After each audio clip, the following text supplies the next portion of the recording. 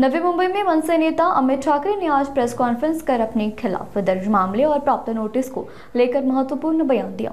उन्होंने मंदिर में लगाए गए पुतले की स्थिति पर भी अपनी प्रतिक्रिया दी। इस दौरान उन्होंने पुलिस नोटिस को लेकर भी अपनी भूमिका स्पष्ट की। उन्होंने बताया कि नोटिस देने वाले लोगों को यहाँ पर आना अनिवार्य था, लेकिन अब अमित ठाकरे घर पहुंचे तो नोटिस देने वाले वहां से जा चुके थे। काही नाही म्हणणार, 4 महिने कुठे होते हे ह्याच्या पाठचं राजकारण मला ह्याच्याबद्दल बोलायचंच नाही। आणि कोण श्रेय घेतंय ना, हे पहिल्या महिन्यात झालं असतं तर मी आलोच नसतो इकडे। तुम्ही 4 महिने कुठे होतात? तुमच्या राजकीय भांडणामुळे हे महाराजांचा पुतळा रखडला गेला, त्याच्यावर एक घाणेरडा कपडा लावलेला। तुम्ही त्याची परिस्थिती बघितली असेल, तुम्हाला पण अनेकदा त्याला तुम्ही इकडे नवी मुंबईचे अनेक पत्रकार असतील, नवी मुंबईची जनता असेल, त्यांना बघताना असं वाईट वाटत असेल की हा काय पद्धतीने गुंडाळला गेलाय। हे 4 महिने कुठे होते सगळे? त्याच्यामुळे ते काय बोलतील आता मला त्याच्यात लक्ष द्यायचं नाही। मला जे बरोबर वाटतं ते केलं। आपण बघतो की मनसेचे अनेक कार्यकर्ते किंवा राजसाहेब स्वतः सुद्धा म्हणतात की अस्वलाच्या अंगावरती किती केस आहेत त्याला फरक पडत नाही। तुमच्या अंगावरती पहिली केस तेही महाराजांच्या निमित्तानं लावण्यात आलेली आहे।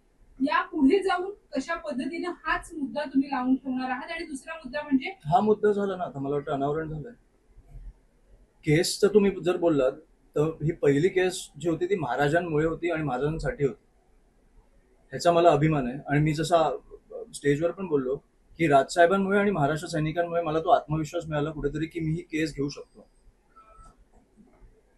त्याच्यामुळे मला त्यांचं अभिनंदन करायचंय की तुम्ही तो मला आत्मविश्वास दिलात कुठेतरी, आणि धन्यवाद करायचं। सर, गणेश नाईक बोलले तुमची जी नोटीस आहे ती पोलिसांनी मागे घ्यावी किंवा पालिकेने कसं पाहताय? काय नाही घ्या। सर, गडकिल्ल्यांचं संवर्धन असो किंवा कुठल्याही एन्व्हायरमेंटच्या गोष्टी असो, मागे पण तुम्ही शिवाजी पार्कासारखे खेळ काढलेले झाडांचे, कुठेतरी सरकार ह्याला कानाडोळा करते का? कुठेतरी हा विषय आल्यावर सरकारनं हा वोट बँकचा विषय वाटत नाही का? हा वोट बँकचा विषय कसा? निसर्ग किंवा महाराजांचा पुतळा किंवा महाराजांचे गडकिल्ले हा वोट बँकचा कसा विषय? आपल्याकडे विषय काय आहेत? जात, धर्म, हिंदू मुस्लिम हे आणि लाडकी बहीण, आपल्याकडे विषय हे आहेत ना अनफॉर्च्युनेटली। त्याच्यामुळे हे विषय निसर्ग आणि महाराजांसाठी 4 महिने वेळ न मिळणं वगैरे। शर्मिला ठाकरे यांनी ज्या पद्धतीचं वक्तव्य केलेलं होतं की पार्थ पवार यांचं नाव सोयीस्कररित्या पुण्याच्या जमीन व्यवहाराप्रकरणी टाळण्यात आलं, तुमच्या बाबतीत मात्र पटकन कारवाई किंवा तत्परता ही पटकन दिसली आणि त्या पद्धतीने गुन्हा सुद्धा नोंदवण्यात आला।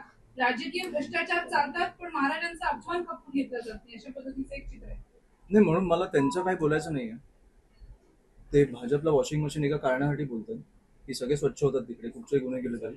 पण मी जे केसेस घेतल्यात त्याचा मला अभिमान आहे, कारण मी महाराजांसाठी घेतले। मी कुठच्याही जमिनीच्या घोटाळ्यावरती किंवा दारूच्या कंपनी माया नावानी आहेत वगैरे अशा गोष्टींवर केसेस घेतले नाहीये।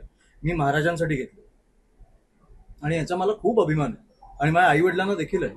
मला वाटतं आई बोलली पण त्या दिवशी। येत्या काळात आणखी आक्रमक बघायला मिळाल तुम्ही, छत्रपती शिवाजी महाराजांचे विषय असेल किंवा जनहिताचे मी असं सकाळी उठून असं काही रागात निघत नाही।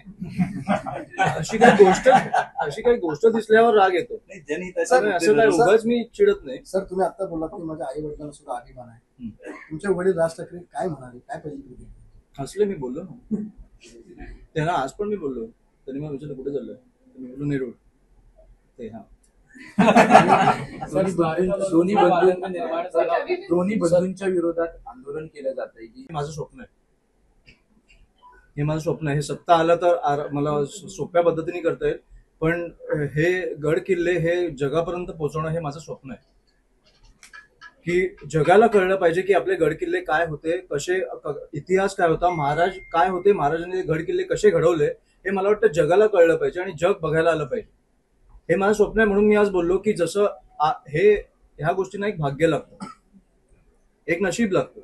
4 महिने रखडलेला विषय माझ्या हातनं होतो, ह्याला एक नशीब लागतं। तसंच मला वाटतं की गड किल्ले अनेक वर्ष रखडलेलं आहे, याला मला वाटतं की महाराष्ट्र सैनिकांचाच एक हात लागणार आहे, ज्याच्यामुळे ते जगापर्यंत पोहोचणार आहे। सर, तुम्ही ती मोहीम घेणार आहात गड किल्ल्या संदर्भात? हो, नक्कीच घेणार मी। आता तेच बोलतो सर, ज्या मंदिराचं उद्घाटन अनावरण करायला 4 महिने स्थानिक पालिका प्रशासनाला वेळ नव्हता, त्यानंतर तुम्ही केल्यानंतर अगदी मोजक्या 2-4 दिवसातच त्यांनी शासकीय कार्यक्रम घातला.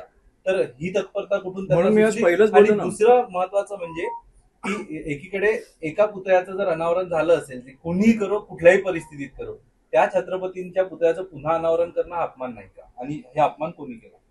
नाही, अपमान ते त्यांचं शासकीय ते काय धोरण असेल ते मला माहित नाही, पण मला वाटतं 4 महिने रखडवणं हा अपमान आहे. त्याच्यानंतर कोणी किती वेळा अनावरण केलं हा अपमानपेक्षा 4 महिने रखडवणं आणि कुठच्या परिस्थितीत ठेवणं हा अपमान आहे. आणि सॉरी, तुमचा पहिला प्रश्न काय होता? एकूणच पुन्हा पुन्हा अनावरण करणं, दुसऱ्यांदा अनावरण झालं. दुसऱ्यांदा अनावरण करणं. दुसऱ्यांदा अनावरण नाही. मी ह्याच्या पुढे पण देखील मला असे काही स्मारकं दिसली किंवा महापुरुषांची स्मारकं दिसली, महाराज नाही पण अनेक महापुरुषांची स्मारकं पण अशा पद्धतीने ठेवली गेली आहेत. मला असं कळलं मी त्यांचं पण अनावरण करणं, कारण तुमच्या श्रेयासाठी त्यांना असं गुंडाळून घाणेरड्या कपड्यात ठेवणं हे आपल्या महाराष्ट्राला शोभत नाही.